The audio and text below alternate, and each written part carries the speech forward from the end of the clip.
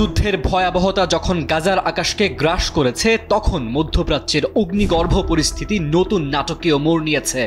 রক্তক্ষয়ী এই সংঘাতের মাঝে আশার আলো দেখাচ্ছেন মার্কিন প্রেসিডেন্ট ডোনাল্ড ট্রাম্প। প্রশ্ন হচ্ছে, ট্রাম্পের এই পরিকল্পনা আসলে কার জয়ের ঘোষণা?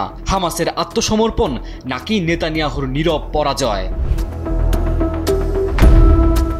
2 বছর একটানা আগ্রাসন চালিয়েও গাজাকে পুরোপুরি নিয়ন্ত্রণে আনতে পারেনি ইসরায়েল। প্রতিশ্রুতি ছিল হামাসকে মুছে ফেলবে, গাজাকে গুড়িয়ে দেবে, কিন্তু বাস্তবতা হলো আজ তাকেই দাঁড়াতে হয়েছে এমন এক চুক্তির পেছনে যেখানে গাজা থেকে সেনা প্রত্যাহার, বন্দি বিনিময় এবং ফিলিস্তিনি রাষ্ট্র গঠনের কথা বলা হয়েছে। এটা নেতানিয়াহুর রাজনৈতিক পরাজয় নয় তো?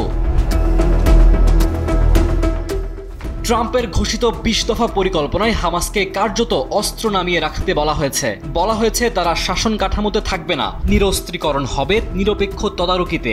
আইএসএফ নামের আন্তর্জাতিক ফোর্স গাজার নিরাপত্তা দেখবে, অর্থাৎ হামাসের হাতে না থাকবে সেনা, না প্রশাসন, কেবল অস্তিত্বহীন সহাবস্থান। এই পরিকল্পনা বাস্তবায়ন হলে সেটি হামাসের জন্য এক প্রকার আত্মসমর্পণই বলা যায়। হামাস যদি চুক্তি মেনে নেয়, তবে অস্ত্র ফেলে দিতে হবে, দমনপীড়নের বিরুদ্ধে রুখে দাঁড়ানোর অধিকার ছেড়ে দিতে হবে। যদি না মানে, তাহলে ট্রাম্পের স্পষ্ট হুঁশিয়ারি, গাজাকে সম্পূর্ণ ধ্বংস করার জন্য সবুজ সংকেত থাকবে ইসরায়েলের হাতে। আর নেতানিয়াহু যুদ্ধ জয়ের নামে যে নেতা পুরো একটি জনগোষ্ঠীকে প্রায় পিষে দিয়েছেন, তাকেই আজ দাঁড়াতে হচ্ছে এমন এক সমঝোতার পাশে যেখানে ফিলিস্তিনি রাষ্ট্র প্রতিষ্ঠার পথও খুলে দেওয়া হয়েছে। একে হামাসের শতভাগ আত্মসমর্পণ বললে ভুল হবে, কারণ ট্রাম্পের 20 দফা পরিকল্পনায় ইসরায়েলের সেনা থাকবে না, গাজা থেকে কাউকে উচ্ছেদ করা যাবে না, আন্তর্জাতিক ফোর্স তদারকি করবে।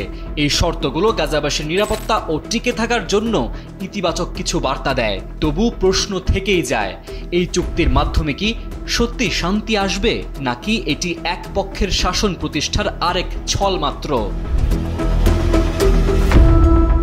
ডেস্ক রিপোর্ট, সময়ের আলো।